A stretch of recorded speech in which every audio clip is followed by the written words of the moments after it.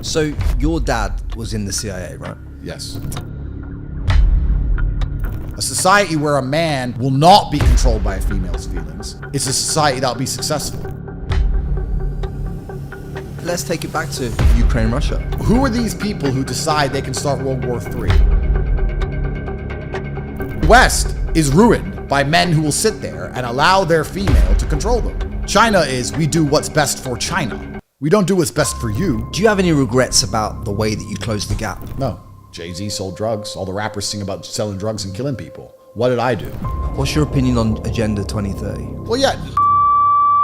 Now I meet 18-year-olds who are millionaires. And I'm like, how did you get rich? Oh, I'm a streamer. I'm a YouTuber. There's about 20 different ways an 18-year-old can get rich. When I was 18, you weren't rich. No one was rich. But if you were to go back and say, look, the life-changing money for me was made by, what, webcams? Yeah, but... When was the last time you cried? I don't cry very often. I cry...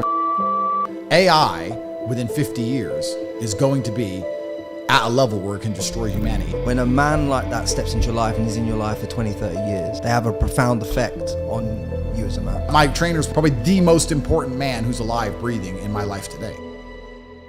If you make people feel better, which is effectively what you do. This is what we do as a business. Yeah, you make people feel better. Good. Just do me a favor. Never remove anything negative about me. I like it. Women just run around, yeah, that one was rape, that one wasn't. I was with him for a year, we slept together 100 times, but 2 of them were rape. Like, none of this even makes sense. Whatever happened to your Bugatti watch? Did that get seized? No. So you still got that? Yes. What, in Romania right now?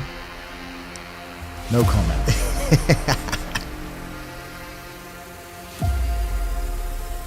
Do you think that now that Trump's in charge, that it's going to... Trump is Batman. Have you seen in Batman where he says, everyone hates me, but it doesn't matter. I'm not the hero they want, I'm the hero they need. If there's one piece of golden pearl of wisdom that you could leave and impart on this audience that's going to move them 1% forward in their life from today that they can take action on, what would it be? Well, that's a good question.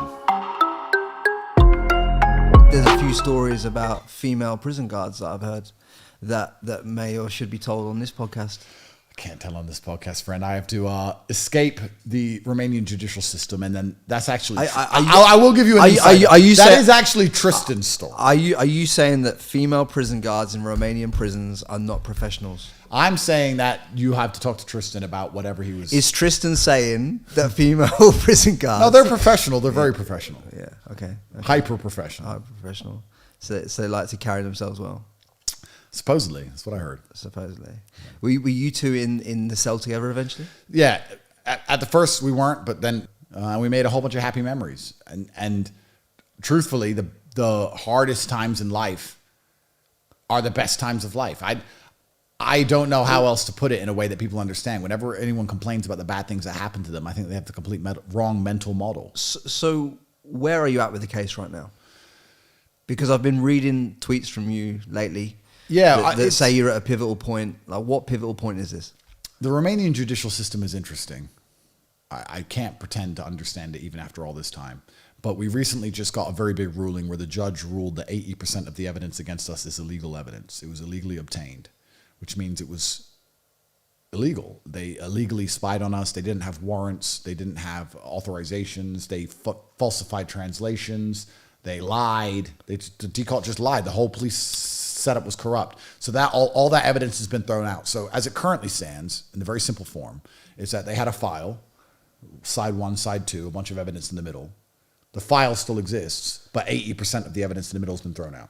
So now we have to see if the file is strong enough to proceed. And from my understanding, it's not. Has it been completely thrown out, or is there an amendment period? There's a 5-day amendment period, but there's no way DCOT can possibly amend what they have in these 5 days. So what I believe they're going to do is take the first file and second file, mix them together, and just throw it back to a judge just to waste more months of my life before a judge reads it all again and then lets us go. So along this process, what is the time frame in terms of like whether you're going to be convicted or not convicted of your supposed crimes? Years. We're years away from anything substantial in either direction. I might be free to move soon. But like I said, the Romanian judicial system is extremely it's the Soviet system. It's not like we know in the West. It's very slow. It takes a very long time. And the reason I'm struggling to answer this question is because the more I've researched the Romanian judicial system, the more frustrated I've been at my position. To me, in my current mindset, the case doesn't exist. And I'm just living my life. And I'm home because I want to be, because it's raining. And I'm glad I got to go to jail and have a fantastic time with my brother. It's one of my happiest memories. It's not the worst home to be in either. No, yeah. And there is no case in my mind. And if the police come knock one day and say I have to go back to jail, then I get another fantastic holiday with my brother. And it's a very unique, interesting experience. Some people want to go see the Titanic in a tiny little shell, which gets crushed. And some people want to go climb mountains. And there's lots of people who do things which are very uncomfortable to enjoy the experience and talk about it. And I'm very prepared to go back to jail and enjoy the experience. There is no case. I'm totally emotionally over it. After 3 years, I don't have any emotional investment in it. I'm not excited. I'm not scared. I'm not happy. It doesn't matter if I get good news, bad news. None of it matters anymore. But if you looked at your balance sheet on your businesses, yeah, you've probably made more money in the last 3 years by being at home than if you'd been out flying around the world to Croatia. Yeah, I've probably made a lot more money being at home than I would have made if I was traveling and living my life in some respects. But in fact, I would actually love to somehow split myself and have the version of events where I didn't get arrested and the version of events where I did get arrested and add it all up at the end to see if I made more. Because although this has made me monumentally more renowned, it has geographically restricted me, and it has resulted in a lot of bans and banking and processing problems and money laundering charges and all this garbage, a lot of seizures, lots of money was taken. But it did make me more famous. So it's hard to compare the two and decide which one it would have actually been. If you were to put the financial loss and the seizures into a financial point of view, how much money are we talking? 200 million. Yeah, about that. About $200 million I've lost. In cars, assets? No, cars, assets, seizures, everything about 50, 60 million. But we lost payment processors. We lost banks. We had months where we weren't processing or taking any money for our companies. I've lost contracts. I've lost sponsorship deals. It's about 200 million. And what is your main businesses at the moment? The only businesses I mention online are my school, which is the real world, my university, and I also got the War Room, which is my private network. I think most people who have seen me mention my university before. We teach 18 modern wealth creation methods, so it's an online school that teaches people how to make money online specifically. So that's your front business, but are you still involved in like casinos and clubs and all that kind of stuff as well at the back end? So yeah, what I've had to do, because let's talk about this from a philosophical perspective. This garbage case was drummed up on me. I'm in Romania. It's very interesting. Before my case, if I would have said to you, the Romanian police stink this, you'd say the Romanian police. Everyone would roll their eyes. But after my case, they're like, well, the Romanian police. We all know what this is. So why did it happen to me? Well, what did we say earlier? It's very interesting. I like going back and checking my thinking. We said earlier that you can have a point of view and you have a triangle with 3 points and you have something in the middle and it looks different from every single perspective. We could talk about my case from a judicial perspective. Why do rich people catch cases in countries like Romania? We can talk about the fact that it is very common for people who are outlandishly wealthy in previously communist states to catch criminal cases. And it's a way to subjugate and satisfy those who are not wealthy, to show that being rich has a consequence, to avoid discontentment amongst the populace. We can talk about it from that perspective. Then we can talk about it from a philosophical perspective. Why did this case happen? Well, this case happened for me to learn things. Right? What did you learn? Well, there's some lessons for me to learn. Lesson 1, which is a lesson that I observed, but I refused to learn, which is to be more careful what I say on the internet. But I refuse to learn that lesson. I see the lesson. The gold coin's been offered to me, but I've declined. But is that to do with ego? I think it's to do with simple risk reward. But I've decided that the consequences of talking on the internet are worth it, so I'm going to do it. Same as robbing a bank. But if another man was shown a lesson, yeah, and you saw him in real life not following the lesson, from the content that I've seen of you over the last 5 years, I believe that you'd call him a fucking idiot. Well, it depends on the lesson, and it depends if he's prepared to take the consequences. If you're going to sit and feel sorry for yourself for the consequences of your own actions, and I'll call you an idiot. If you're going to make a conscious decision and live with the consequences like a man, I'll never call you an idiot. Right. If you're going to sit there and say, this may result in this, but I'm prepared for it, then go for it all day long. But you can't sit and say, oh my God, I don't know. Have you ever seen me on any podcast cry about going to jail? Have you seen me say that it's corrupt and it's not fair? I went to jail. I went to jail because I had a big mouth and I pissed off important people. Fine. I haven't stopped. I'll keep doing it. Put me back. Fine. I've made my choice. I've made my decision. I'm not crying about it. So your dad was in the CIA, right? Yes. And growing up, you're learning chess off your dad. He's teaching you about the CIA operations that maybe he may have been involved with. Yeah. Now, you and I both know the CIA like to control both sides of narratives geopolitically. Yeah. They own the good side of the argument and they own the bad side of the argument. Yeah. So people have got it in their heads that you could be, control opposition in this case. Interesting. So, what's your thesis on this? Are you controlled opposition? Because, people are asking. Well, I see why some people may think that, I guess. I mean, it's pretty empty logic, though, because I think what I try and do is convince people to think for themselves as opposed to make them think anything at all. So from the masculine perspective, if you're control opposition, yeah, you've got a good narrative. But from the female perspective, if you're control opposition, you could potentially have a different perspective. Like in terms of women could be antagonized by you, for argument's sake. Yeah, but if I was controlled opposition, I don't think I would have gone to jail. That's one of the good things about my criminal case is that it's justified. Well, it'd be a great cover-up, wouldn't it? Well, it would, but I mean that's a pretty deep to the legitimacy levels. It's not normally how it works. But I like to think that I convince people to think for themselves as opposed to trying to make people think anything at all, and that's what they fear most. And people can come to their own conclusions. I'm sure there's fans of mine who believe all different types of things. I'm sure there's fans of mine who are a fan of mine for the mindset and the mentality of speaking their minds that have completely opposing viewpoints. Are you a reader? Read books? In jail. Outside of jail, I'm pretty busy. Have you read the 48 Laws of Power? I have read the 48 Laws of Power, yes. When I look at your rise to notoriety on the internet and how you've conducted yourself and controlled the narrative in certain respects and put yourself out there, I would say that you'd probably used a lot of the lessons within that book to create the cut through. Well, yeah, there's universal laws of power. There's universal laws of the universe. I mean, there's things which are just always objectively true.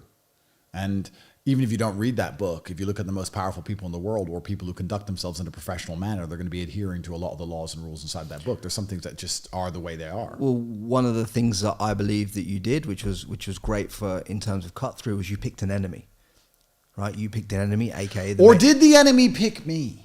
No. This is the thing. Did the enemy create me? Maybe I am the end result of their own hubris. Everything I said earlier in this podcast about equal and opposite forces, Newton said that. The smartest man in the world with the apple. Newton said there's equal and opposite force. The further you push left with your insanity, the harder you demonize men, the harder you try and force a false version of reality over everyone's eyes, the harder of a pushback you're going to get. That's reality. That's life. But you wouldn't have any ability to make content or have the opinions that you have without a common enemy in front of you. Correct. So they created me. If there was no enemy, what would I even be talking about? Yeah. Why would I sit here and be on a podcast saying women can't drive and everyone going, yep? It's not a podcast. It's not a podcast for me to say women should be focused on having children instead of being on Instagram. Yeah. If everyone sat there and said yes, it wouldn't be a podcast. But there's many enemies you could have picked. You picked the establishment. Are there? You picked the establishment. What's the other enemy? Oh, you could have picked smaller enemies, but you wanted to go big. Well, the establishment is all-encompassing. The establishment is all-encompassing because you can apply it to anything. I can sit here and talk about the Ukraine-Russia war and how the establishment is wrong. We could talk about the genocide in Gaza and how the establishment is wrong. We could talk about birth rates and how the establishment is wrong. We can talk about drug use and how the establishment is wrong. Well, let's take it back to Ukraine-Russia, because as I landed here the other day, the Ukraine have now got the rights, supposedly, because of the government over in the US, that they've just fired US-made rockets into Russia. Well, that just is very interesting because to me that just highlights the fallacy of democracy, doesn't it? Because nobody in America wants that. Nobody in America wants that or voted for it. Nobody. So who are these people who decide they can start World War III? Because they're supposed to be democratically elected to represent their populations, but literally nobody wants it. Same in UK. Keir Starmer is the most hated prime minister in history. Nobody's giving him authorization to do anything. I wouldn't give him authorization to fucking drive a bus, let alone send Storm Shadow missiles into Russia. Guy's a dummy. I presume you know the actual truth behind the Southport murders.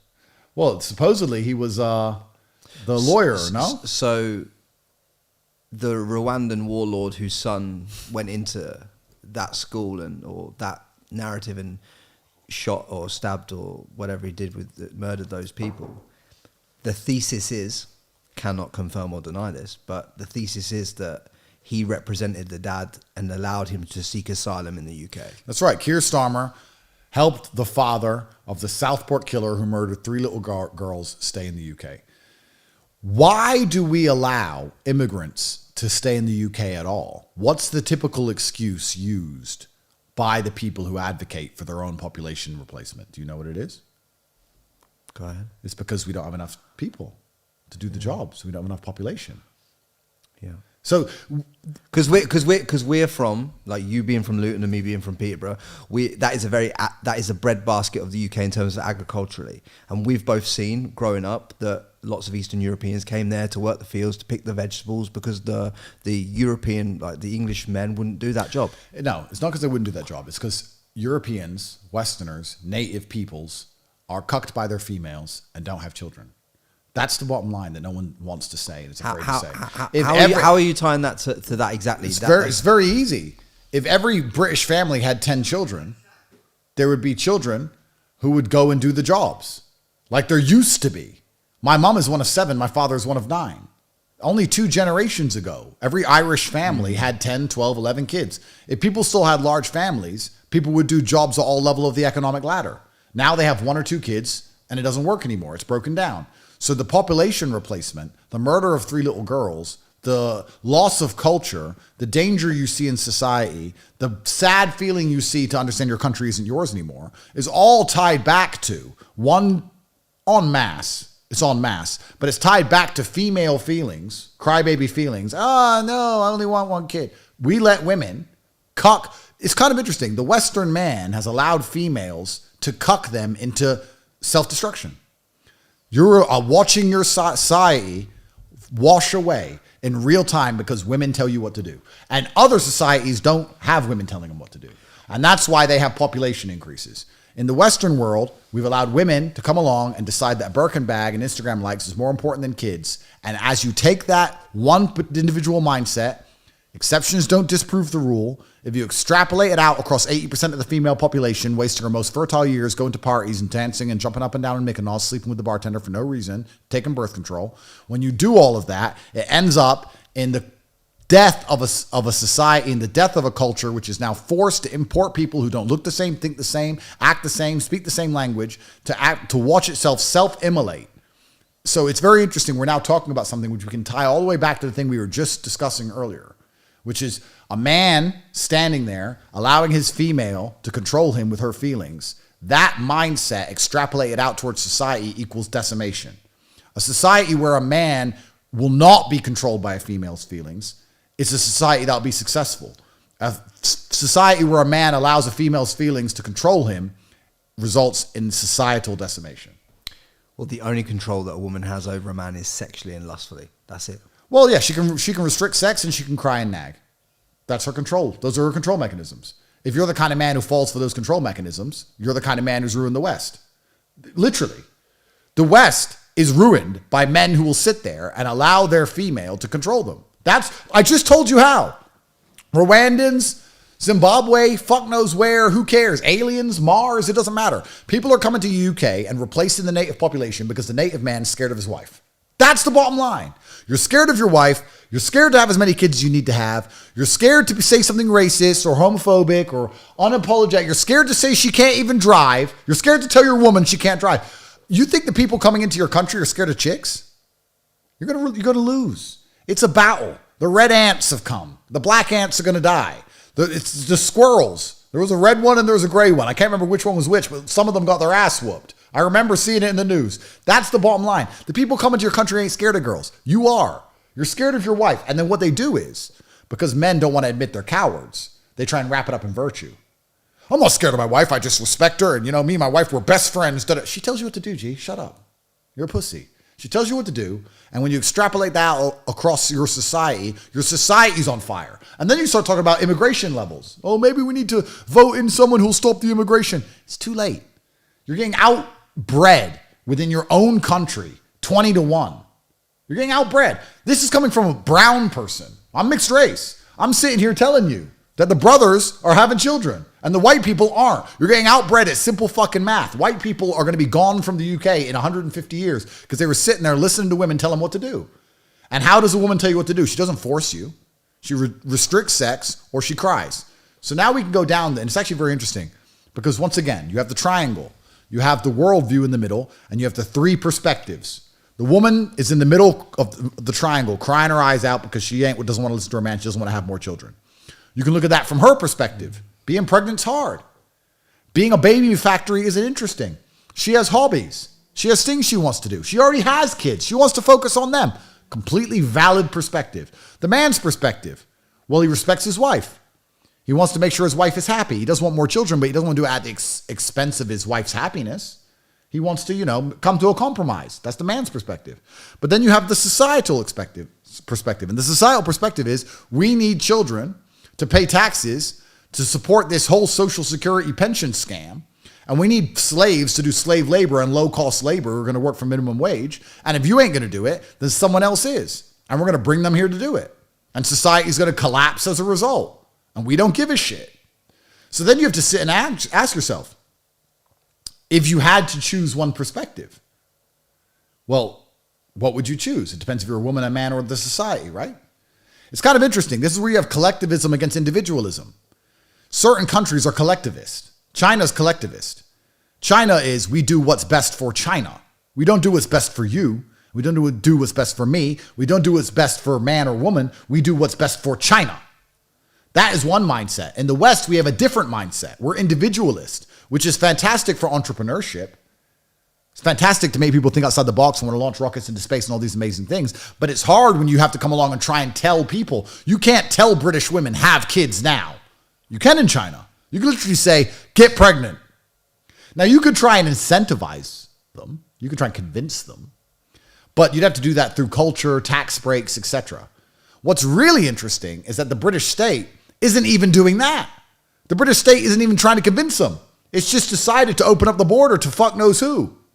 And if 3 little white British girls have to get stabbed to death as a consequence of their ideas, they don't give a shit. If you talk about it, you go to jail. They don't care about you. They don't care at all. I'm the enemy, supposedly.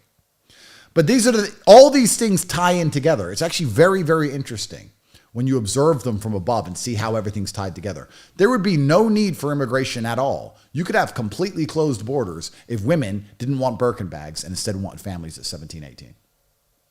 Completely clean borders, yeah. Well, you could close the borders absolutely and have no population problems at all if women were getting married at 18, having their first child at 19, and having kids until they were 30. Mm-hmm. If every single family was doing that in the West, like they used to, there would be no immigration at all. What years do you reckon that stopped? 70s? Probably. Yeah. Probably. Something around that. I think that's probably when mass immigration started happening in the UK. Yeah, and again, there's no light without dark. If you do that, you lose female in the workforce, you lose female ingenuity. All these fantastic female entrepreneurs you just talked about, we would lose them. There's no light without dark, but we would gain a population. Yeah. Then you have to sit there and analyze as a professional, what's more important, the future of humanity and a population or a makeup brand? I mean, I think to me it's pretty simple, but to the makeup brand owner, it's not simple because they want their makeup brand. They don't want to sit there and be a baby factory. I get it. But anyone who's offended by what I'm saying is an idiot. Because if you can't discuss subjects like this without taking them personally, then you're a dumbass. So if you're watching this and you're a chick and you're upset by it, then you're an idiot. Because I'm just talking about things as a whole. I'm talking about geopolitics and culture as a whole. Our individualism also is very beneficial for us in terms of something like a legal case, like my particular legal case. We believe in innocent until proven guilty in the West, supposedly. We actually don't, which is another argument, but supposedly we do.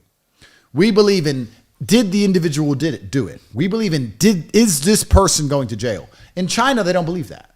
They believe in what's good for the state. Well, 2 people got murdered. We can't have a murderer on the loose. It'll put fear into people. And the police will look incompetent. So someone has to go to jail. Oh, but he didn't do it. Who cares if he did it? It's not about him. It's about the state. Someone has to pay for it. Someone has to pay. Put him in jail. Different mindset than us. So there's pros and cons to the individualism and collectivism. One of the pros of individualism is the entrepreneurship. I actually said that specifically, both masculine and feminine. It's fantastic that we get young men, young women who will do anything it takes as individualists to go and try and make as much money as possible. But one of the downsides is without the collectivism, it's very hard to say, for your nation, for your society, do this. For your people.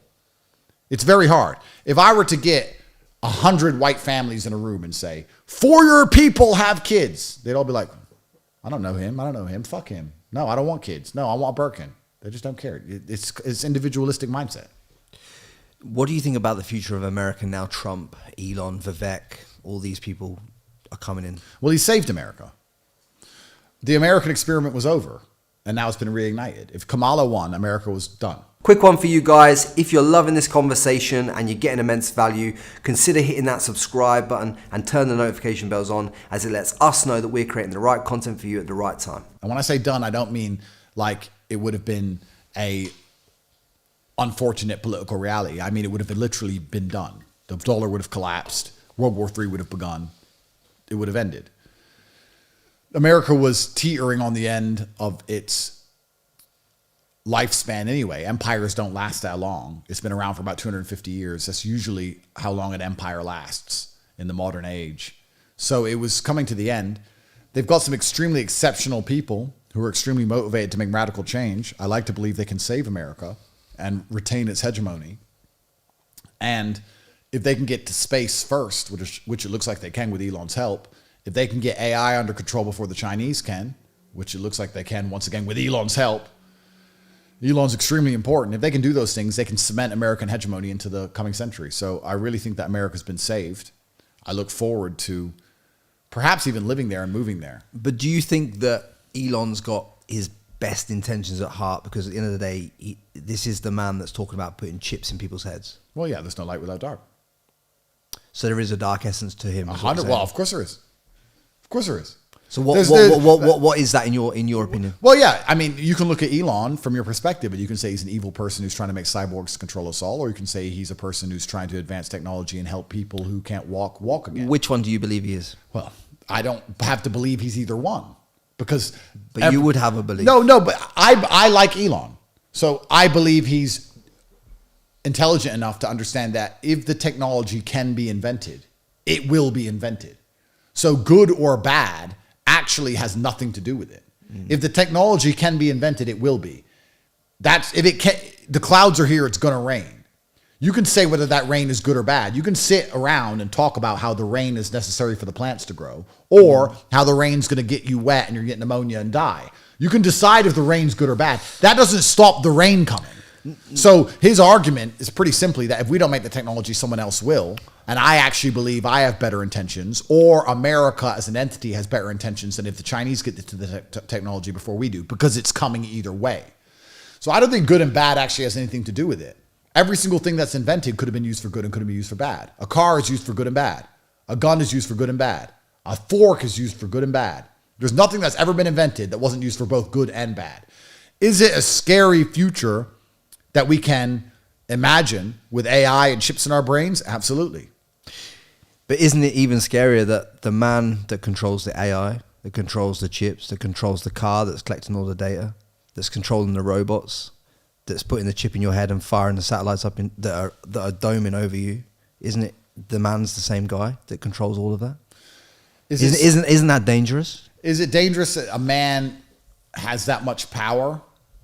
Isn't it more dangerous that we had people in charge of nuclear weapons who thought that women could be a man if they shave their head and take testosterone? Isn't it more dangerous that we had people thinking that if a man chopped his dick off, he became a girl? Isn't it more dangerous that we had people saying that a man can compete with a woman in sports without a biological advantage? Isn't that dangerous? I believe all those things are dangerous, but I still think it's imperatively dangerous that one man controls all those narratives. Okay, true.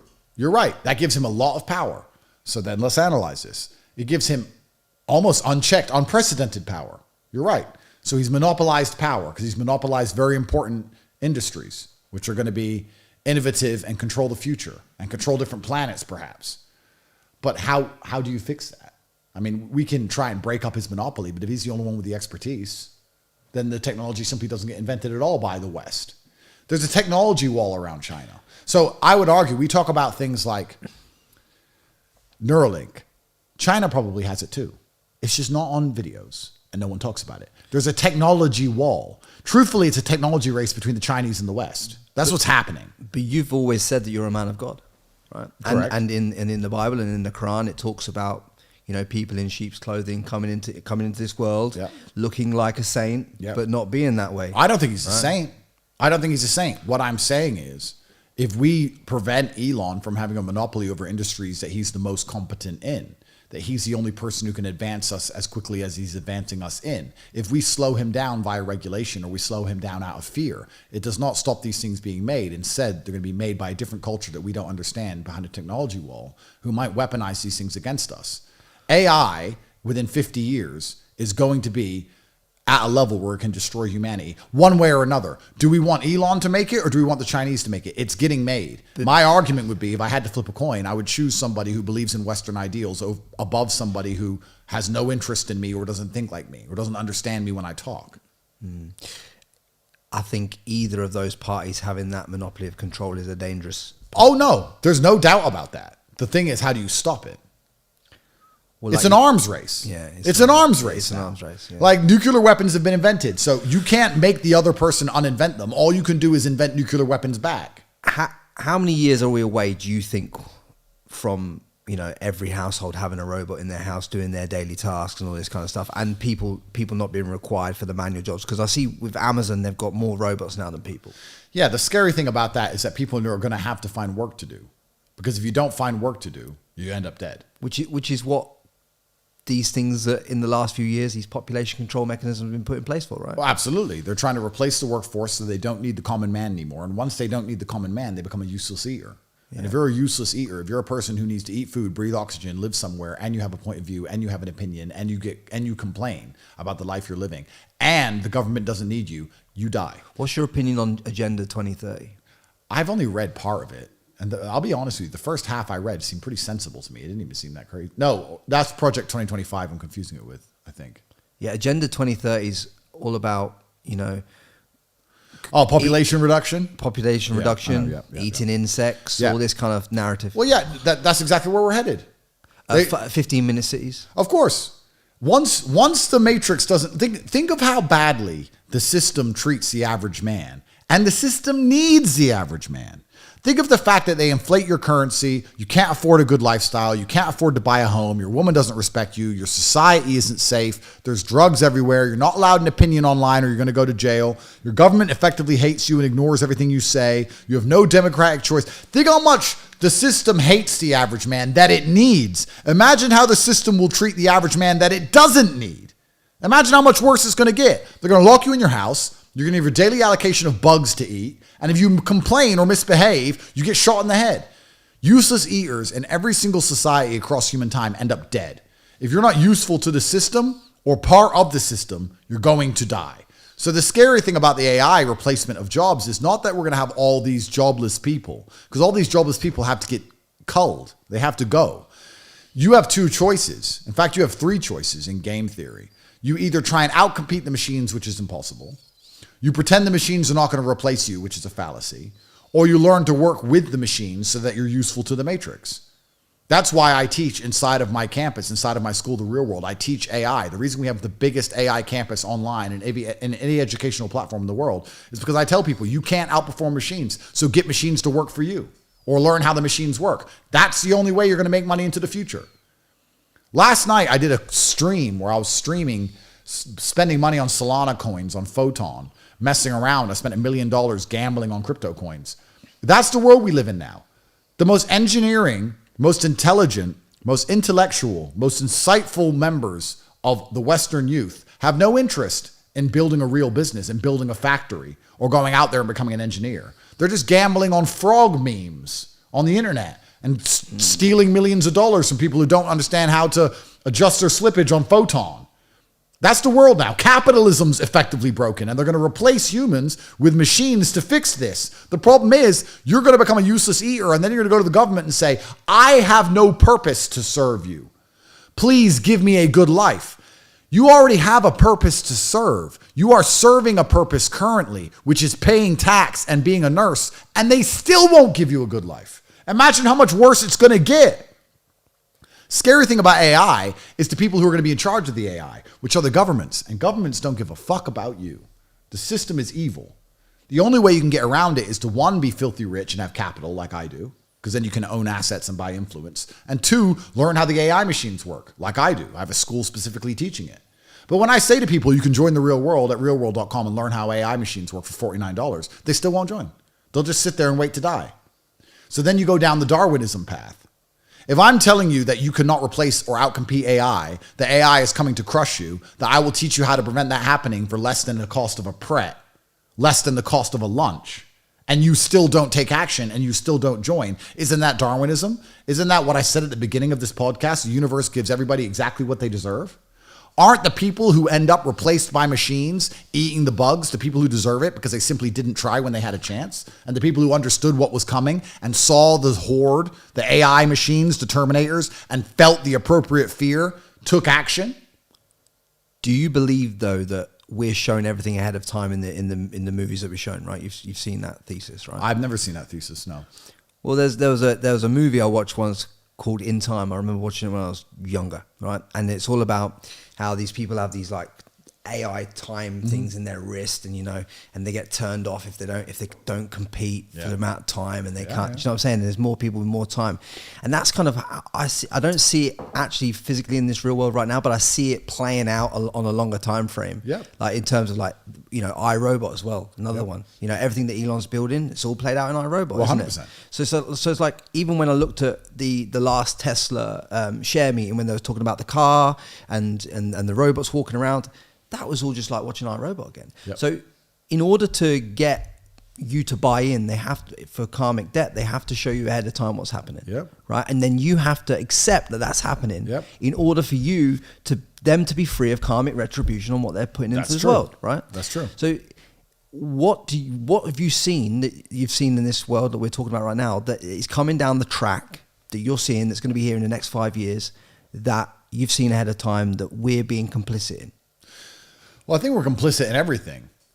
I actually like to believe the good guys are winning again, and that a lot of this insanity from the liberal left that was being pushed is going to be replaced. I like to believe the good guys are winning again. However, the AI argument is a very interesting one, and it's one that we can't escape. I know what you're saying about it being iRobot. You're right. It's just the future. You have to leverage yourself against that. You have to choose the battles you can win. I think every human does this instinctually. You have to look at the battlefield and decide which fights can you win, which fights can you not win. And if you can't win the fight, what's the best thing you can do? So can I win the fight against liberal insanity? I believe I can, which is why I talk against it. And the reason I believe I can is because I'm speaking to every person's base instincts. Even people who don't like me know that I am right. Reality proves me right in the end. I am talking biological realities against liberal insanities. I can win that.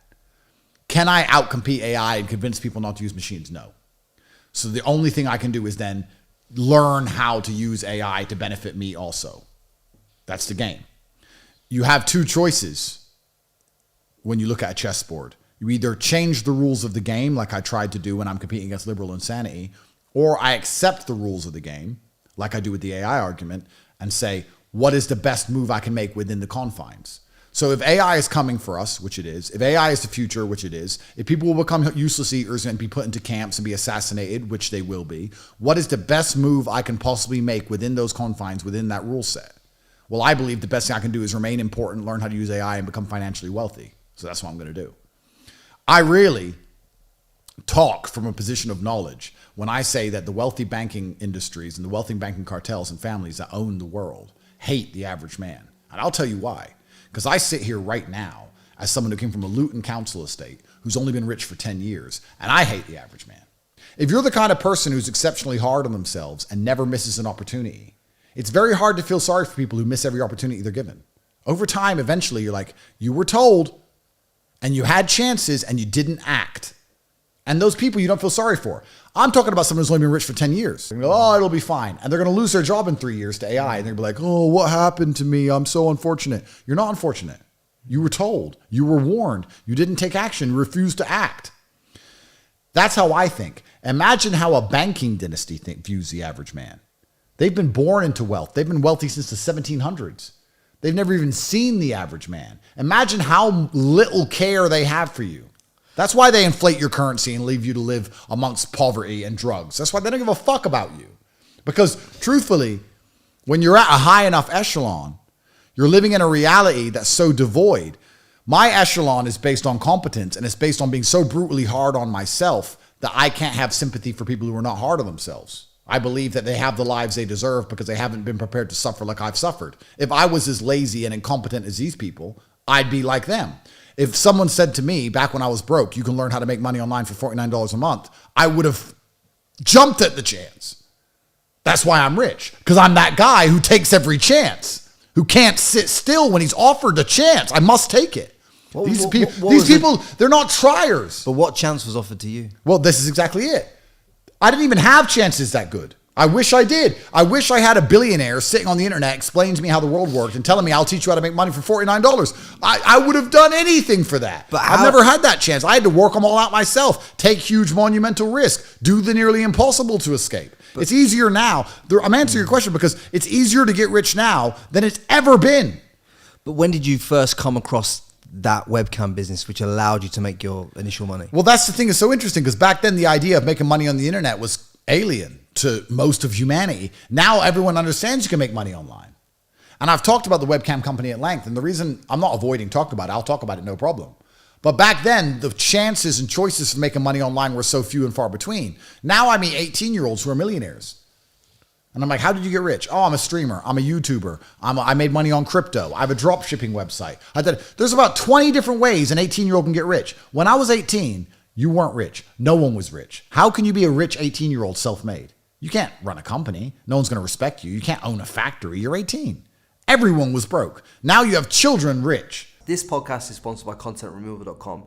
If you're looking to remove any images, videos, search results, fake accounts, or anything else online, go to contentremoval.com. We've looked after everybody from the likes of Alex Hormozy, Kayla Racines, Tammy Hembrow, to a whole host of other brands and celebrities that you know and love. And we'd love to help you with your issues online. So if you have any issues online and you want to get in touch with us, click the link below this video and go to contentremoval.com.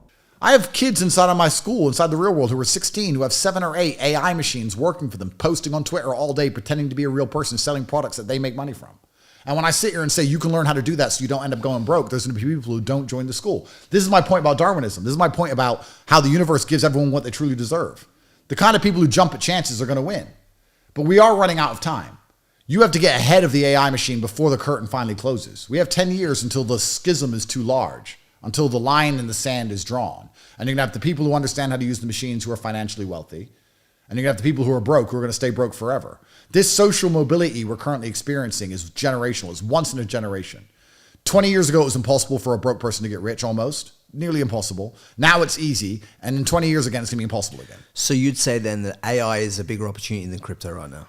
I'd say what's interesting, actually, is that if you use crypto and you juxtapose it against AI, it's kind of amazing to me how more people are not using AI to get rich. Because let's imagine this. Let's do a thought experiment. Before crypto was big, 2008, before Bitcoin was a thing, if I tried to explain crypto to you and explain the opportunity it posed, it would be quite a hard grasp. You say, you can send money on the internet. You say, you can already send money on the internet. We have PayPal. No, but it's not dollars. It's this other coin. Yeah, but why does that matter? Oh, because they might ban you on the internet and you lose your banks. I'm not banned. I say whatever I want on Facebook. Like, it would have been hard to convince someone about crypto, Ethereum, wallets, cryptography, all of these things, central banking, gold. You have to talk about the gold-backed dollar and how it's now the fiat dollar, and Bretton Woods and Reagan and economics and inflation and global reserve currency. You have to know so much to understand Bitcoin. To try and convince that to somebody back in 2008 would have been hard. Whereas AI is an easy sell. Everybody here at home understands what AI is going to do. Everybody. And if you look at how crypto's taken over the world, which is 1,000 times more complicated to understand than AI, imagine how AI is going to affect the world. There's not a single person who can intelligently argue to me that AI is not going to come along and change our lives. You could have argued to me in 2008 that crypto won't change a thing, that crypto doesn't matter. And look what happened. Now Bitcoin's 100,000. AI is going to be even bigger. You actually predicted 88K years ago, actually. I saw that you did. Yeah. And then when it hit 88K the other day, I noticed that you were the one back in the day saying when it was at 19K, I think you predicted 88K. Yeah. It's a clip out there. I've seen it. It was, and no one thought it was going to hit 88K when you predicted it. That's right. So I do caveat you for that. Thank you. But this goes back into my mentality about the kind of person who takes risks and takes action. So then people will say to me, this is what's so amazing. People will say to me, oh, how do you have all these Bugattis? How do you have $100 million of cars? You're so lucky. It's not luck. It's never been luck. I've been the person who took action. And if I were to tell you right now what action to take, you won't do it. So I'm not going to feel sorry for you when you fail. I'm not going to feel sorry for losers. But if you were to go back and say, look, the life-changing money for me was made by what? Webcams? Webcam made me some money at the beginning. But it gave you your step, right? It gave me a step up. It gave you your initial step where you went from driving the BMW to being able to drive the Ferraris and stuff like that. Was managing women online, selling content and stuff like that. Yeah. That is what gave you your access to this. Yeah. So and whether that was right or wrong, that's another discussion. But at the end of the day, right? You took that opportunity to create your access, and what you're encouraging everyone to do to listen to this is to find what option they can have to close that gap and to take that fucking action. Absolutely. I'm encouraging everybody who's watching this to understand that time is running out, that AI is going to come, the schism's going to be too large to jump over, that social mobility is something that is not going to last forever, that we're in a unique period of human time. And if you don't want to listen to me, if you don't want to join the real world for $49 a month, then find something else to do, but do something. Do you have any regrets about the way that you closed the gap? No. Absolutely none. Zero. Because what did I do? I helped women optimize their platforms on a website. I mean, I lived in Luton. I lived around people who were selling drugs. Jay-Z sold drugs. All the rappers sing about selling drugs and killing people. What did I do? Girls were already on the internet talking to men, like they are right now on Twitch, on Kick, on all the streaming platforms in the world. They're all sitting there in a skimpy little top talking to men. And because I had better technical knowledge than them, and because I was pretty organized, could organize their accounts, I said, I'll make sure that your taxes are paid, and I'll optimize your HTML profile. Does that make me a bad person? I mean, some people will say it does. And I could sit here and argue, once again, from all the different positions. What did I say about the triangle? We can sit here and talk about, are webcams bad for society? Well, yeah. I mean, you could argue that pornography is bad for society. You can also argue that the girls who worked for me saved men from suicide by just remembering their birthdays and talking to them for 12 hours when their family abandoned them. There's good and bad on all sides. The girls who worked for me became very rich. I became rich. They became rich. They saved a man from suicide, but perhaps it's bad for society as a whole to have all these young, pretty girls talking to men on the internet. They're all different perspectives. I saw an opportunity. I took it. I've taken 1,000 opportunities in my life. Every single time I saw a chance, I took it. When I saw a girl doing webcam and she said, I can't work out how to make my profile higher on the page. If it's higher on the page, I make more money. I said, I'll make your profile higher on the page. You do the webcam, we'll split some money. I've done that. I haven't hurt anybody. None of these girls have ever talked against me. My current criminal case has nothing to do with any of those girls. All of those girls are defending me. I have no negative connotations or negative memories with any of these women. What did I do? I turned women into millionaires. If you go work at McDonald's as a woman, do they make you a millionaire? Or do they take 99% of the money you take through the till? What did I do? So there's people who can sit and morally grandstand. There's people who can sit there and say, what Andrew did is wrong. But those are people who are just addicted to porn. The people who stand online and talk about how I'm a bad person for what I did are the same person who will consume pornography. If it's so bad, why do you consume it? These girls and me wouldn't have had a business if you weren't watching it. The men who were upset by the fact that I had a business that had women online talking to men are the exact same men who are on these websites trying to convince these women to meet them for money. They're trying to solicit girls into prostitution. And they're saying I'm the bad guy for setting up their HTML profiles. It's all false virtue. It's asinine. It's garbage. When anyone complains about the fact that I had a webcam business, if they've ever watched porn ever, which they have, they're full of shit. All these people are full of shit, and they're just morally grandstanding because they're insignificant and poor. I see it from both sides of the perspective because my business is contentremoval.com. So we remove online content for celebrities, brands. We look after a lot of OnlyFans models. This is my business, right? Okay, I've been involved in this game since 2017. So family offices, everyone in between, right? Yep.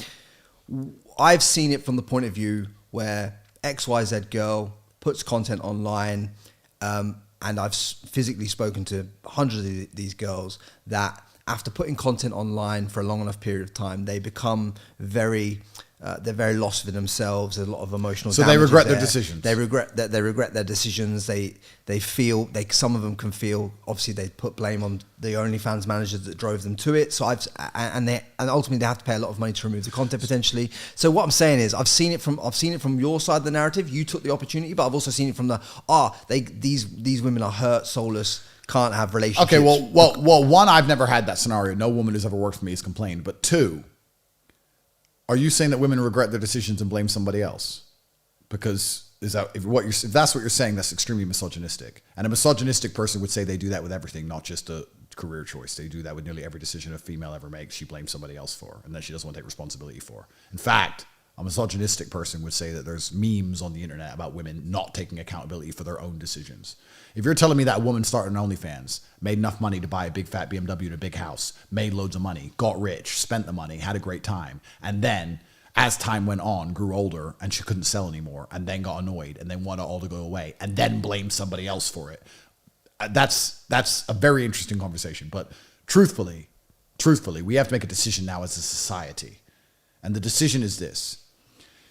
If we live in a patriarchal society where men are in charge and women need to obey their husbands or their fathers, then we can sit and say women can't make their own decisions. So we have to protect them. Women are not smart enough to make their own decisions because every decision they make, they were tricked into. Therefore, as their father/husband, I am responsible for their decisions. Or do we live in a society like the current one where we say women are just as smart as men and they're sovereign individuals and they can make their own choices? If that's the case, you cannot have it both ways where women make their own choices, make their own decisions, live their own lives, and the second they regret something, they retrospectively go back and remove consent for the decision that they made. That is bullshit. I'm telling you that is a bullshit version of reality where women are going to sit and say, I did it all, but now Mia Khalifa just did it. She slept with 1,000 men and tried to blame her boss. It's bullshit. Now, I'm not even in that scenario because all the women who work for me are thankful and they're millionaires and they've retired and they've all defended me in this case. I'm just talking as a professional. If a woman's going to do something and make a bunch of money and then complain later and say that she was tricked, let me ask you, if a man said that to you, I did this and I made all this money, but now I regret it. I think he fooled me. Would you feel sorry for him or would you think he's a dickhead? Be honest. I think a man's responsibility is always everything's. All right, so you'd say well, you're an idiot. It was your choice. Yeah. Right? But do you think men and women are equal? In what sense? No. Are men and women equal? Are men smarter than women? You're putting me in that position. Well, the position is very simple.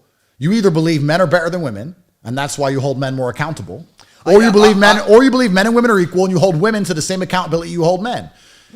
Most people in the world we live in today, because society operates on a double standard, are living in a double standard, where they're going to sit there and say women can drive, women are just as good as men, women are smart, and women are sovereign, and women make their own decisions. But the same second a woman says she regrets her own decision, she was forced into it, they buy it. You have to make a choice. This is a logic fail.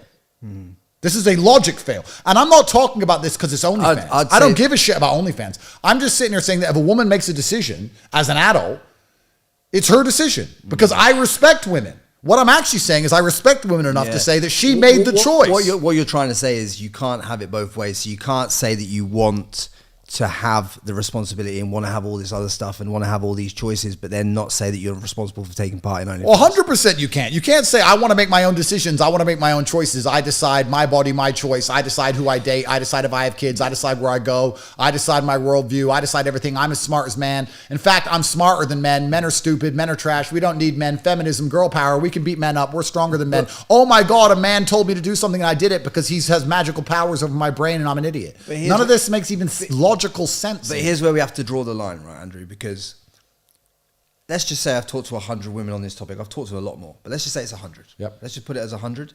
Let's just say 10 of them come to me with that argument, right? At least one of the 10, well, so let's just say 7 of the 10 it was their choice. They made the wrong choice. It's their fault. They've got to live with it. We can agree on that, right? But what about the 3 of the 10 that were, say, coerced into doing it or forced into doing it, or there have to be women inside the 100 that were forced into doing it, right? Well, coercion is very subjective. So coercion is going to be a hard one to answer. Forced, 100% is wrong.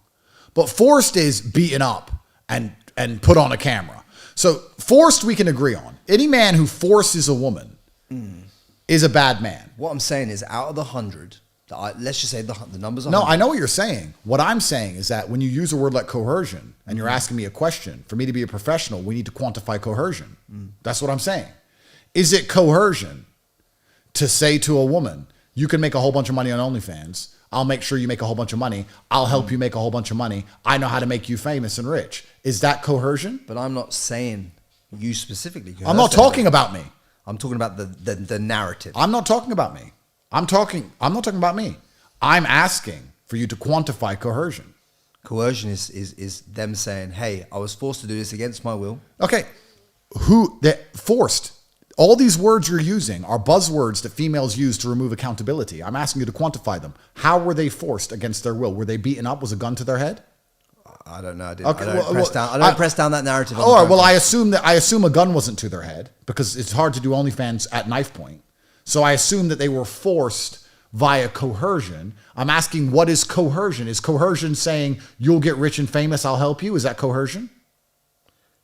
On your narrative, yeah, I understand. It's not about my narrative. It's not about me. It's not about my case. I'm innocent of my case. My case is about to be thrown out. I'm asking, is that coercion? Because women will use words like force and coercion, and unless you pressure them and put down as a professional, what does that mean? Because what they'll say is, oh, I was coerced because he suggested it. Oh, that's coercion. So if I say to you, we should do heroin, did I coerce you to do heroin? If you take heroin and become a junkie, is it my fault? Should I go to jail? Am I responsible for the fact that I mentioned heroin around you and you did heroin? So another thought experiment. How does a traditional job make you go and work? Because they don't force you. If you work at McDonald's, do they come and pick you up at knife point? Do they force you? No, but they convince you. They coerce you. But you know how coercion happens in that scenario. The coercion happens because you got the mortgage, you got the family. That's the coercion. In that so you're saying that McDonald's coerces people to work there. It says that if you come and give up your life, you can get a meager wage and stand here and get £8 an hour. And they coerce you with a meager wage and a uniform, but the guarantee is that the wage will arrive on time. So McDonald's coerces people to go to work. So what does coercion even mean?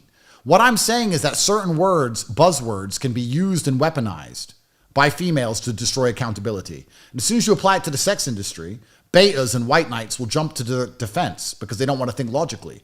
I'm saying that because I treat men and women equally, because I am actually not a misogynist and I respect women, I'm saying that if a man sat to me and said I was forced to do something, I would expect knife point or gun. What do you mean forced? Yeah. If he said, oh, he suggested it, but I did it, I'd say, well, then you're a fucking idiot. And because I hold men and women in the same regard, because I am not a misogynist, it would be foolish of me to not hold the same standards for women.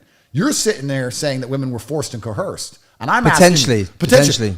And I'm asking you to ask those women how they were forced and coerced. Because if you push down on the issue and you're not afraid to say what the truth is of what you think, you will see that nobody forced them to do anything. Yeah. And they weren't coerced into anything. You're saying that's their creative narrative. Well, absolutely it is.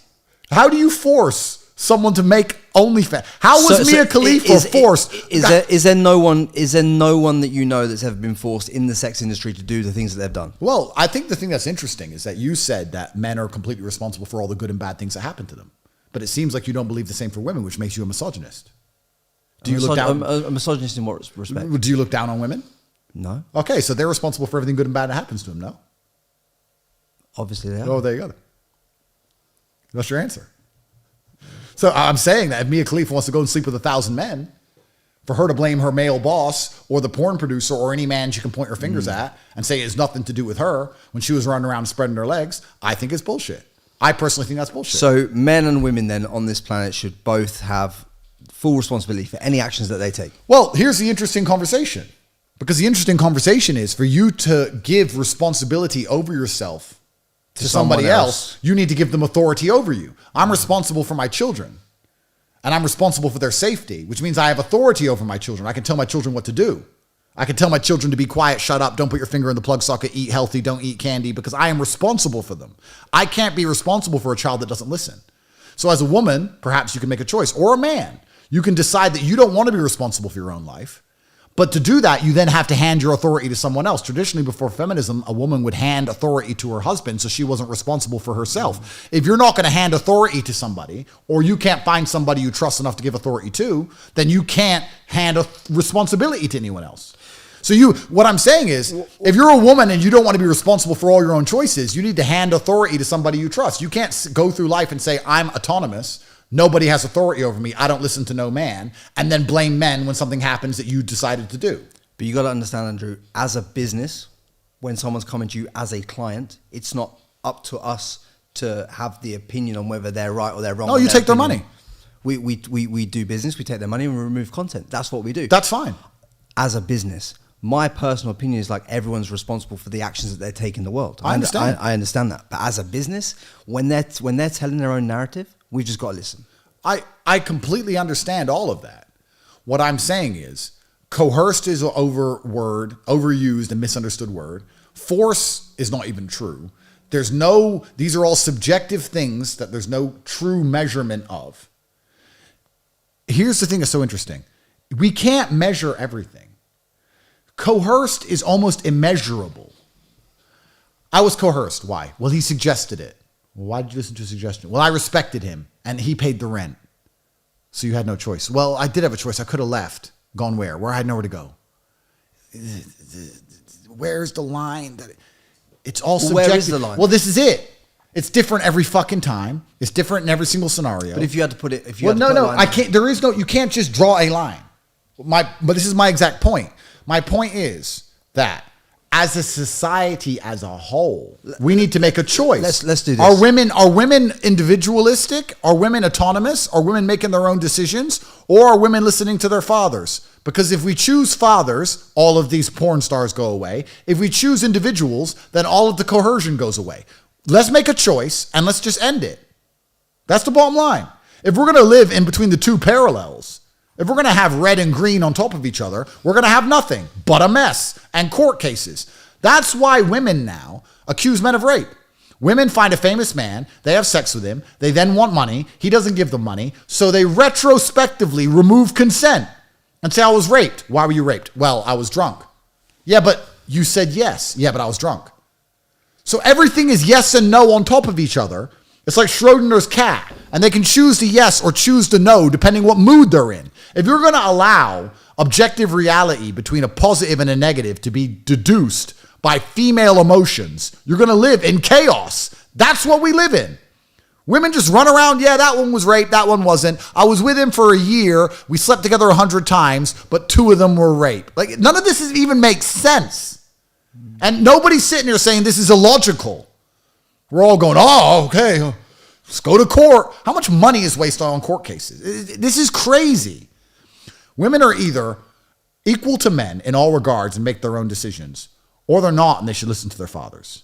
And unless we make a binary decision, we're going to be somewhere in the middle, floating in between, where women are going to do whatever they want when it works out and take all the credit when it works out well, do whatever they want and blame someone else when it works out bad, weaponize the legal system against men, use words like force and coercion incorrectly. People are going to be unfairly arrested. Women aren't going to listen to their fathers who try and protect them from all this garbage. No man is ever safe from avoiding a fake rape claim in his life ever. Like, this is insane. That's what's going through my head when you tell me about this woman who was forced to do OnlyFans. I have a strong suspicion, sir, and I don't have any clue who this woman is. I have a strong suspicion that she woke up in a nice house and she drove a nice car and she had nice handbags and nice shoes, all bought from OnlyFans, and she made her content and she had a great time and she bragged about how much money she was making. And then when the money dried up, she tried to play innocent, found God, said sorry, and pretended she never wanted it there, and blamed a boyfriend of hers who was probably only with her for a small percentage of the time she was even an OnlyFans model, and got none of the money. That's what my suspicion is. Perhaps I'm wrong, but it's... What you're describing is buyer's remorse. They've bought into something. It's earned them the money. It's earned them everything that they said they wanted. Then they've decided further down the track when it takes something away. Well, I wanted to be famous and I wanted to be rich and I wanted to talk on the internet and tell the truth. But I didn't cry when I went to jail. You understand? They're crying. When was the last They're time? crying. They're crying about the consequences. When was the last time you cried? I don't cry very often. I cried when my father died. Guys, over the last 5 years, you've watched me travel around the world building this podcasted in 9 countries with over 200 entrepreneurs. And one of the key things that I've learned is that every single one of these successful people have a playbook. They have a play-by-play of how they're going to operate their life, their mindset and everything else so they can scale. So they can scale their money, their business, their life and everything. I want to break that down for you. So what I've done is I've set up a weekly email that's going to be going live week in, week out, giving you a play-by-play of some of these the most top entrepreneurs in the world so you can understand how they're executing on their plan so you can execute on it too. If this is something that interests you, click the link, sign up to the email below, and that'll be coming out weekly. That's it. Yeah. I think there must have been a time before that because I've cried once in 20 years. Well, I've been in many boxing gyms. You've been in many fight gyms in your life. Are you telling me that the first time you got punched square in the face, that your eyes didn't water a little bit? Oh no, but that's not crying. That's just that's your not eyes. crying, but it's still Of course, tears, no. right? My eyes have watered. There's been tears running, but crying is a very conscious act that I haven't done in a very long time because I'm not saying I'm a tough guy. It's just not something that comes to me naturally. If you've got any connection to your trainer in the same way that I know that I've had to my trainers in the past in the boxing gyms, and I know my friends have, I think you'd shed a tear when they died. Oh, 100%. But luckily he's alive. Yeah. For now. For now. But, 100% I would. Yeah. 100%.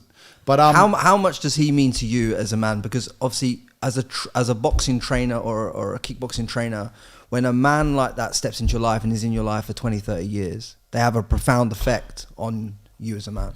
you know what's so interesting? Because this almost applies exactly to what we were just saying. If a boxer loses, he changes camp, right?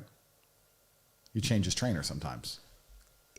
I mean, his trainer. So that's a case by case scenario. All right. Well, then, some have more loyalty than others. If a team loses, they change manager. Football team. Let's just use Anthony Joshua as an example. Like he's changed camps quite a few times recently. All right. Well, let's also talk about a football team. If a football team loses, they change manager, right? Yeah. The manager is responsible for that team. Yeah.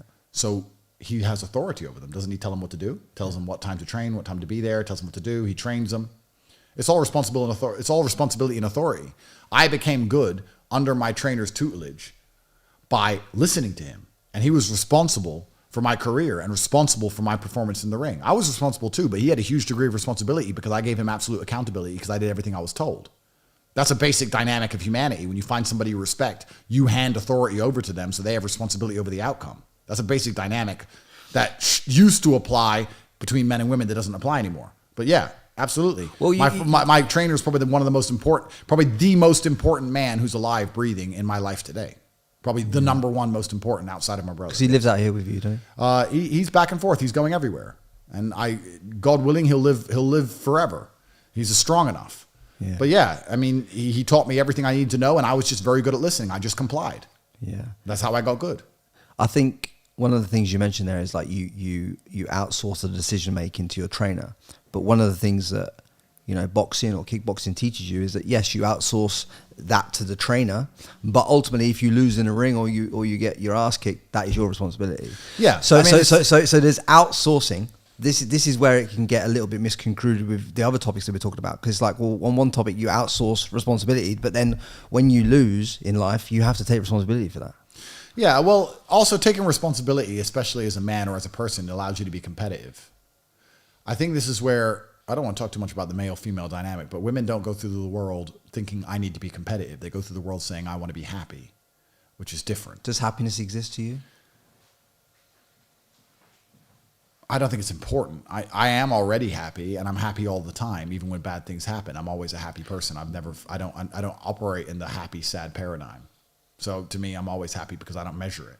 If you don't measure something, it doesn't exist. Right? It doesn't matter. So the only things that exist in anyone's life then is what they give attention to. Absolutely. If you give attention to depression, you're depressed. If you give attention to how happy you are, you're always going to be measuring if you're happy or not that day. If you don't think about those things, they don't exist. I don't give measurement to them. What are some of the things in life that you've given attention to that you feel that at the time you wish you hadn't? That's a good question. I'm not sure if I've ever done that because I've always been optimizing for competency. I've always been optimizing to be as competitive as possible. And to do that, you need to take absolute self-accountability because that gives you control over the situation. But in order to get to the level that you've got in life, Andrew, you've had to make mistakes in order to learn to do that. So you'd have had to give attention at some point. No, I just don't think I was good enough. I just don't think I was good enough at the time, but I understood that I can retrospectively look back and realize where my mistakes were and get the feedback required to get better in the next time I do it. I wouldn't say I was giving attention to other places. I just simply was inexperienced. Yeah. So I've been very inexperienced. I've been naive. I've made mistakes. Every single human has, but I've always blamed myself for those mistakes so I can optimize for competency in the future. I think that's the masculine mindset, whereas the woman, perhaps the typical female, will not optimize for competency so she doesn't have to learn from her mistakes. Instead, she'll make excuses for her mistakes or blame someone else so she can be happy again because she optimizes for how she feels as opposed to how competent she is in a future scenario. Have you ever seen this within your own family, within the women in your family where they've not taken responsibility for some of the things that they've done? I don't want to be, I see men and women as equal, of course, but I find it very disgusting that there's some memes on Twitter talking about women not being able to take accountability. It's very, very terrible that they'd make such misogynistic memes. I never laughed at any of them. It's terrible. It seems like it's almost a common theme amongst humanity that people understand women avoid accountability. Do you think the word misogynistic is overused now? Well, yeah, of course. Like every word, it's been weaponized. It's weaponized virtue. There's another thing you have to understand about the world is that most people aren't genuinely virtuous. They just weaponize virtue to attack you. The people who attack me saying that I'm dangerous to women are the same people who believe that a man should be allowed in a woman's changing room. So they don't care about right. They don't care about women. If they cared about women, they wouldn't want men in the women's changing room. They just hate me. So instead of attacking me for whatever, because it's difficult because I'm rich and tall and successful, instead they're going to come along with this weaponized virtue and pretend I'm a bad person. These people don't care about women, and they don't care about what I say. They just hate me. Most virtue isn't real. It's just a weapon that people use. They bundle something up and throw it at people. Yeah. So this whole misogyny crap isn't even real. It's not even real because the liberals who are so offended by it also believe that if a man chops his dick off, he's instantly a girl. So these people have no concern for female rights, no concern for female safety. These liberals also want Rwandans to come move into the UK who stabbed 3 little girls to the death. So if they cared so much about women, why are they not going out there and complaining about all the immigrants coming? No, they won't do that because it doesn't fit their narrative. They don't give a shit about girls and they don't give a shit about women. And they attack me with misogyny because they can't attack me on anything else because I'm too successful. That's all it is. It's bullshit. Do you think that now that Trump's in charge, that it's going to force the UK to act differently? I hope so. Because one thing that America has that England has really lost is that America, as fucked up as it was, still always has and always will love a winner. Yeah. England is a bit more, you're not allowed to be a big brash winner. And the number one thing that England needs right now is a big brash winner and a guy who's not scared to be the bad guy. Trump is Batman. Have you seen in Batman where he says to Gordon, I think he says, everyone hates me, but it doesn't matter. I'm not the hero they want. I'm the hero they need. Everyone thinks I'm the bad guy, but it doesn't matter. I'm going to do the right thing. You can think I'm bad, but I'm going to save you all anyway. Even the people who don't like me, I'm going to save them. That's what Trump is. And that's what we need in the West. That's what we need in Western Europe. Europe now is falling behind so drastically. In 2008, I believe it was, or maybe it was 2016, but I think it was 2008, the EU and America had the same GDP per capita. It was like the same living standard. Now America's almost double. Europe is going broke in real time. Every millionaire in England's leaving. Taxes are going through the roof. Crime's through the roof. Europe is literally falling apart. They have an invasion of people who don't respect the culture. The police can't keep up with anything. So instead of trying to fix the problem, they just arrest the people who highlight the problem on Facebook.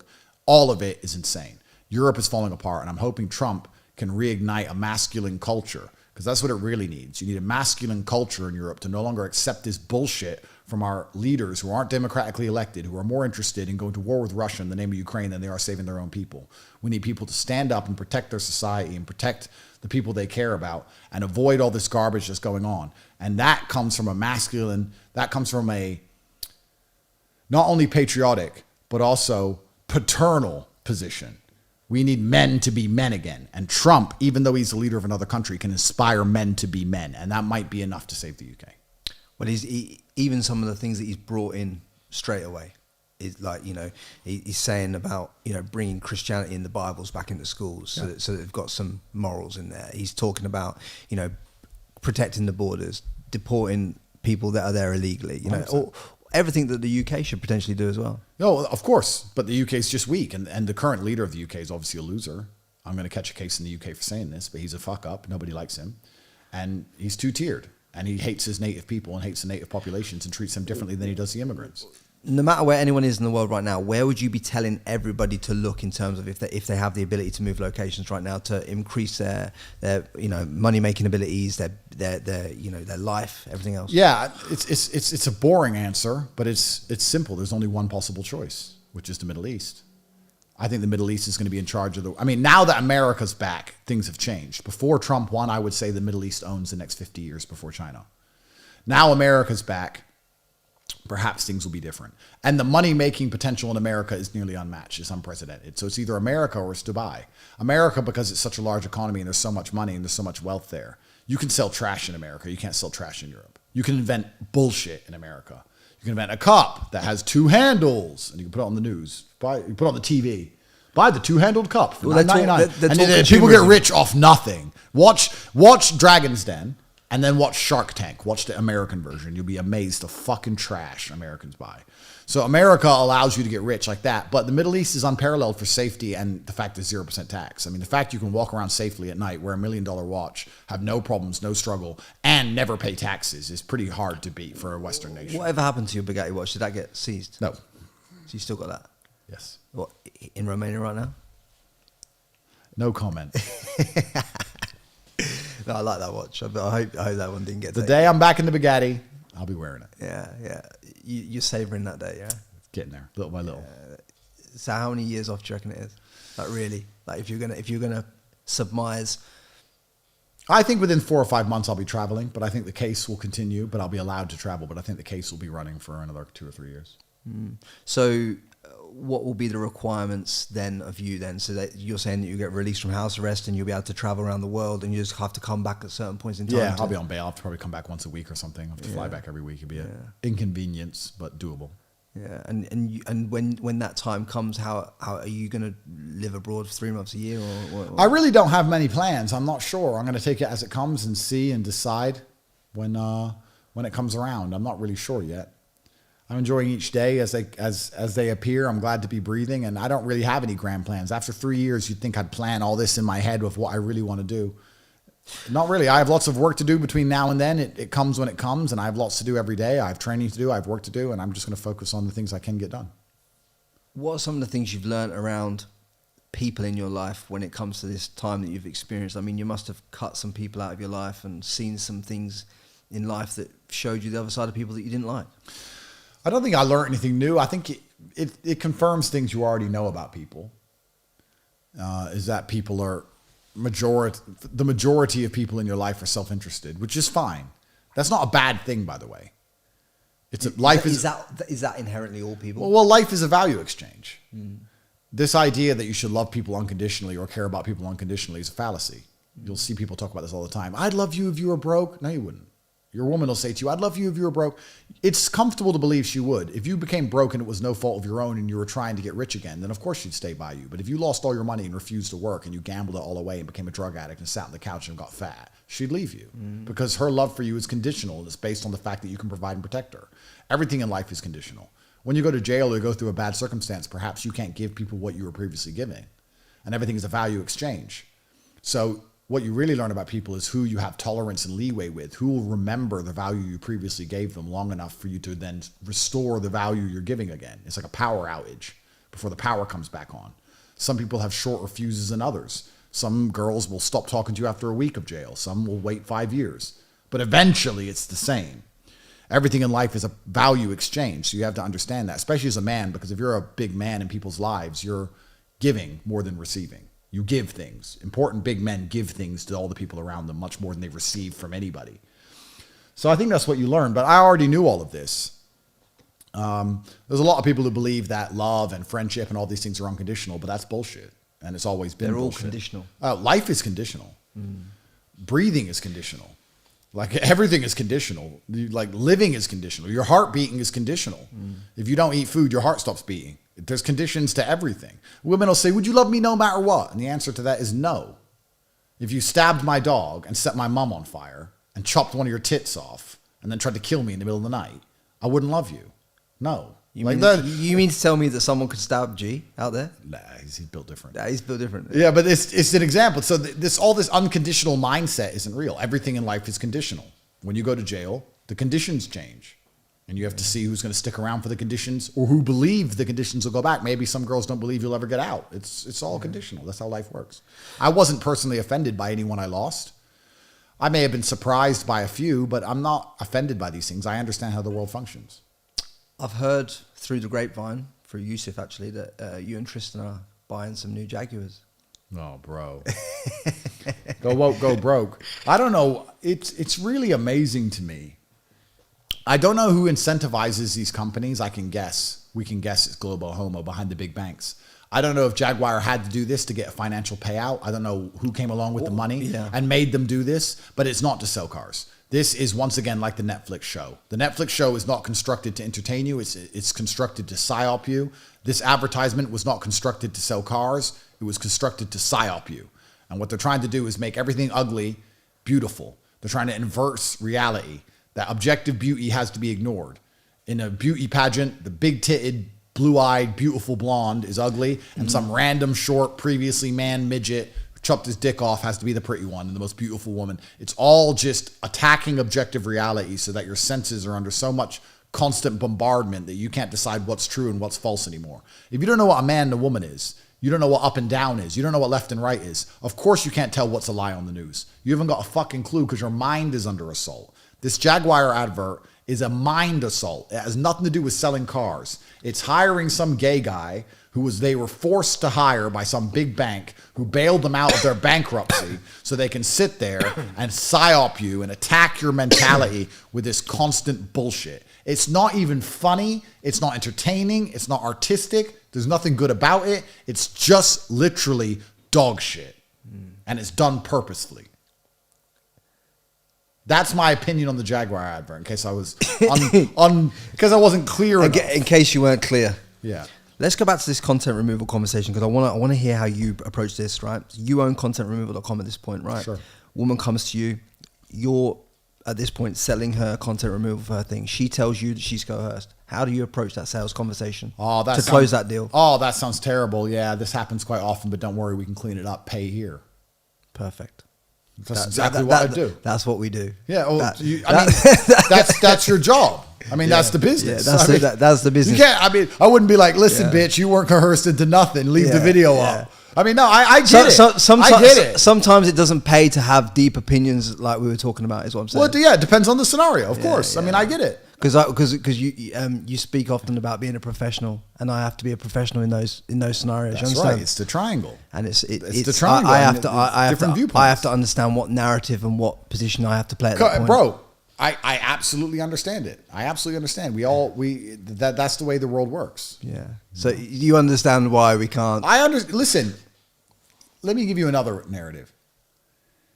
If you make people feel better, which is effectively what you do. This is what we do as a business. Yeah. You make people feel better. Good. I'm glad you do what you do. If you just make these girls feel better, good. I'm not a spiteful person. Although they're lying about being coerced, although it was their own decision, they are now currently upset and you can make them feel better. That's good. I'm not against that. I'm not saying it should stay up for eternity to make them suffer the consequences. Yeah. I'm not saying that. I'm saying they can't blame a man for what they did. No. You can't put a man in jail for it because that's what they'd try and do. If you were to come to him and say, you were coerced, police were to come, you were coerced, you go, yeah, him. She'll fucking ruin a man's life like a dummy, even though she spent all the money. I'm saying that's not allowed. But if you can make her feel better, then do it. Make her feel better. I have no problem. I like positive energy in the universe. I'm a positive man. Why I'm talking about these things is because it's very important, because you understand that if a woman tells you she's coerced and then the police go to her and say, you've been coerced, make a police report, and the police officer starts writing down that she's coerced, a man will have his fucking life ruined. What I'm saying is that this will affect a man. That's scary. But if it's just removing content and everyone's happy and you're getting paid and her content's gone, then fantastic. I have no good. You see, I don't want to watch these old porn shit videos made on a BlackBerry anyway. I don't give a fuck. But just say there was a guy out in the world right now and his name was Andrew Tate. And Sounds like a very intelligent man. He may or may not have had unfair online content put out there in the world, and he may or may not ring me, and he may say to me, Frankie, there's not fair content on the internet.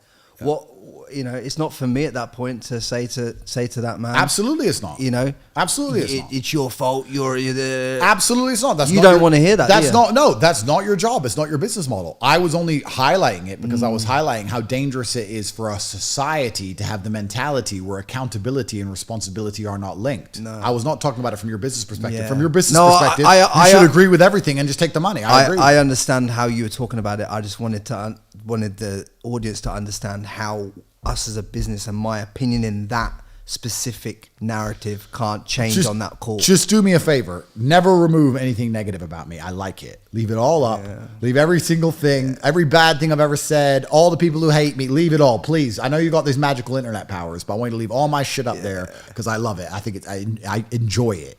I like that people are making these hit pieces on me. It's great. Yeah. Genuinely gives me positive energy. I feel happy when someone's going to go through and spend hours of their life trying to insult me while I drive my Bugatti around. It's fucking fantastic. I can't wait. I find their girlfriend on Instagram. I message the girl. I fuck the girl. It's great. Please, leave it all. Leave it all? All of it. All of it? Please. You're not trying to get reduced rates? No. Leave it up. Leave it up. Andrew, I'd like to summarize and finish the podcast off with this question because I really think it allows you to articulate everything about this conversation and your life experience, right? If there's one piece of golden pearl of wisdom that you could leave and impart on this audience that's going to move them 1% forward in their life from today that they can take action on, what would it be? Well, that's a good question. I'm under the mentality, and it kind of ties back into what I said earlier, that you are exactly not where you deserve to be. That is one version of reality. That's one version of events. And although that's true, I want to put it in a different way. You're exactly where you wish to be in life. Even if you think you are not happy where you are, I can promise you are. Because if you're truly uncomfortable, you can't even sleep. If I put you on spikes, you can't lay down. You only lay down even if you're semi-comfortable. What I often hear from people and see from people is that they get very motivated for short periods of time. They'll be very motivated to change their life for 3 hours, and then they'll just go back to playing video games, and they're actually not unhappy with their life. They're fine to play video games and eat beans on toast and sit around in a small little apartment. They only become unhappy for a few hours now and again. That's when they talk about how motivated they are. That's when they talk about how hard they want to try. But in general, they're actually perfectly fine with their life, meaning they wish to be there. If they wished to be anywhere else, they wouldn't be doing what they're doing. And by extension, they would be exactly where they wish to be. I want you to understand at home, whether you're successful or unsuccessful, you wish to be where you are. If you wished to be big, you'd be big. You would train all day, every day. There is no such thing as wanting to be big and wishing to be big truthfully and not being big. If you say to a man, do you want to be bigger? They'll all say yes. But do they really wish for it? Oh, you'll take it for free. Well, you'll take anything for free. You'll take a Toyota Corolla for free, but you won't buy one. Taking something for free is very different than going out there and earning it and paying for it. They're very different things. So you're as big as you wish to be. You're as rich as you wish to be. You live where you wish to live. Because truthfully, when you wish for something with all of your heart, never in history has the universe or God failed to give it to you. Anything you've ever truly wished for in your entire life, you have gotten 100% of the time. So then the logical extension of this mindset is you have to analyze and decide, one, why you wish to be where you currently are. Why? And two, if you want to change that, where you actually genuinely wish to be, because you have to make sure you really want it. Everyone will say they want to have $100 million. Everyone will say it, but it's not true. And if you don't wish for it, you're never going to get it. And in fact, you won't even elevate from your current position unless you're more realistic with your wish and say, I don't want 100 million. I just want 1 million. That's my advice. I've got one more for you. Sure. Secret round, Let's go. Because I wrote this one and I want to get your opinion on it. If power corrupts, and you've built immense power, how do you ensure you're not becoming the very thing you fight against? That is a very good question. And like I said earlier, I try and self-analyze. I try and look at things outside of my own emotions, but of course I'm human and I'm fallible. I can't. The truthful professional answer is I can never guarantee I'm not becoming the thing that I said I was fighting against. And I already see this because if a liberal gets censored now on X, now that it's changed sides, I don't give a shit. So much for free speech, huh? Remember when I was Mr. Free Speech? Why are they censoring me? Free speech. But now when a liberal dickhead gets censored, I don't care. Just like liberals never cared when I got censored. Maybe things will continue to go my way and everyone will have my opinion and anyone who disagrees with me will get blocked. Will I give a shit, truthfully? Probably not. Maybe I might pretend to give a shit, but not enough to do anything about it. I don't think I can. Power corrupts. Absolute power corrupts, absolutely. We're all human. We're all fallible below God. All we can do is do our very best. I like to believe I am more reflective and introspective than most people because I spend a lot of time analyzing myself because that's my entire brand and ethos of life. So I can sit here and say that although I make the same mistakes most people make, I like to believe I make them less than others, but I still make them. I love it. And that, my friends, is Andrew Tate. Thanks, friend. Thank you very much for coming on. Cheers. And guys, do me a solid favor, subscribe to this on all the platforms. I appreciate all of you listening, and much love. Guys, I hope you got value from this podcast. And if you did, hit that subscribe button and turn the bell notifications on. But guys, I've got these videos here that will take you to a whole new level as well. So don't sleep on these.